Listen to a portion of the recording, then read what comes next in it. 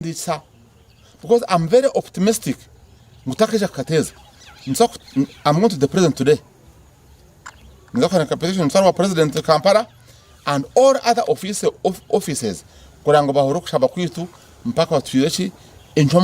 Lobo government ya NRM ekozere cyangwa kushagika demokrasi omwihanga hamwe no mu kibina hari abakozi b'ekibina abamaziro bwire nobore ko mwaka komo ahubwo kwejombera mu birukorete muvuye mu karuru okukira munonga akekibina abantu bakashonje muri kiruhura nabamwe hari aba barukwetombueta abaturage tubashemerera abo kibina iki okugumana ikikozesa abahandiki abatwire no bareta buvuyo omwishazeri yonka district ketebe kanisa kuba kutatwire kwetombueta kwitu bakureba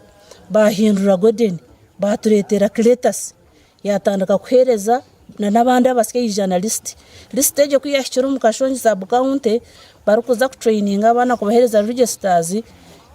babagera ngo ntaza hine hosts nibira hari y'abakuru na nabasike mwe nabarakore nabakuru tiyunkureba hari hinshonga mpango ekizibu cya kashonji abo bake abarukuyeta bakamabihanga abarukushisha kashonji ne yitu twena movement ne yitu twena itu nyonga hikaho mwaka gwanshajo na mwena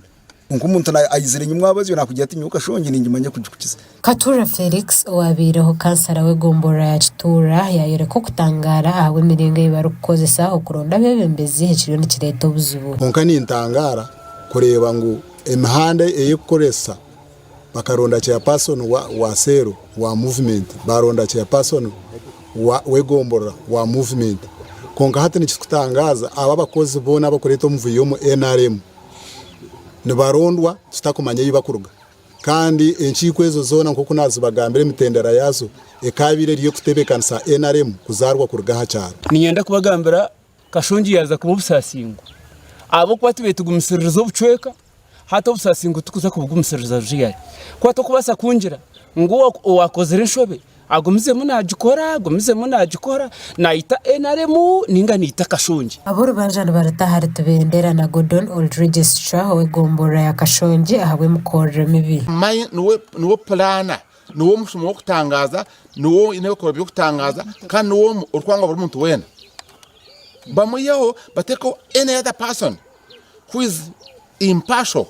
jo twanga Gordon as an individual ntwange mukore yombi tumuramye wabireho MP wa kashonji yayereka ngo kwiboboruro mcyoreko bushoma kuziho buri mwishazeri kandi yashaba President Museveni okutaho mu nshongezi kubingo mukozi okamugariramu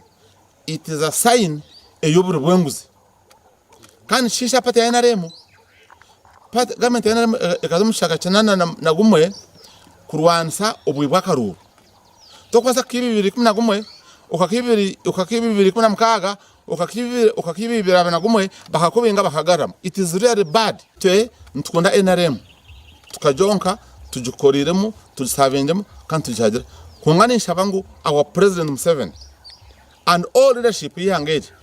erebenshonga za kashonji ubwo yongera yashaba abantu bakashonje kureba ngo bayahanditsaho gwenshonga zabana zikorwaho omunyakashonje wena agenda ni mutemura agenda yahanditse arebe ngo ari mu register ya NRM tushine myeze 5 misho ntujya kutikura akarunje nakabi mpaka tushiramaza magabanya kashonje wageze kugamba na tberendwa Gordon urukujananwa konkesa muzona zaba zitaruho gasha kwa Job Kato aha Sky TV agenshonga